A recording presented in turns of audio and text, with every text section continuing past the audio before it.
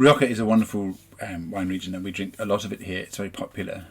I think that's probably because it sums up a lot of what we expect red wines to do. Deliver a bit of fruit, have some interaction with the barrel, deliver a bit of spiciness, but also a little bit of sweetness, and with that some smooth characteristics too. Seldom over the top in terms of heaviness, and often quite consistent from in a Rioja house from year to year to year, vintage after the next.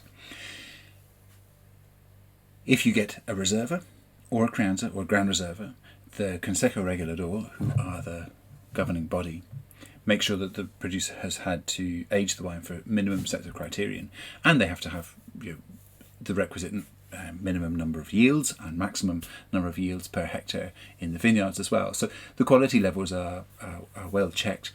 Having said that though, the minimum aging requirements for a Reserva are 3 years between bottle and barrel. But the minimum number of months in a barrel is 12 months, and the minimum number in a bottle is 6 months. So that's only 18 months. So you've got to find out between, in the producer, which one it's going to increase. So when we look at a wine like this, which we really love a lot around this place, this is in Rioja Alavesa.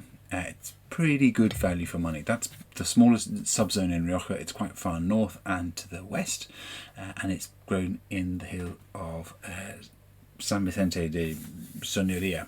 This is a tiny little hilltop village outside Haro, which is the capital of that bit of Rioja, and it's really very, very high quality, very, very old vines, possibly up to 100 years old in some parts. And they only farm, there's no Grenache, they only farm Tempranillo and Graciano for this wine, which just is the way it is, and it makes it really pure and elegant. So the thing about the aging then is how much do they age this in barrel versus oak barrel versus bottle? And the answer here is that they age it for 20 months in barrel, which is a combination of both French and American. American barrels are always what they traditionally used in Rioja, and it gives it that lovely sort of vanilla spice, real almost sweetness to the wine, which pairs really well with Tempranillo, the main grape, because that taste of strawberries. So it's a match that works really well. French oak then makes it taste a little bit more savoury, a bit more cinnamon and nutmeg sort of flavour, and it gives it a little bit more structure as well, possibly. The rest of the time then, for the last 16 months of this wine's life before it gets sold, it is resting in bottle.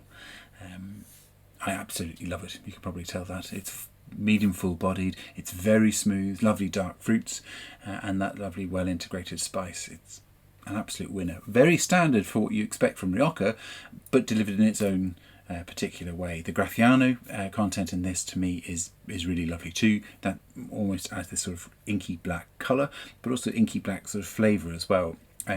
It's slightly more savoury than just the strawberry flavour of the Tempranillo. I think it's a whopper, and I hope that you do too.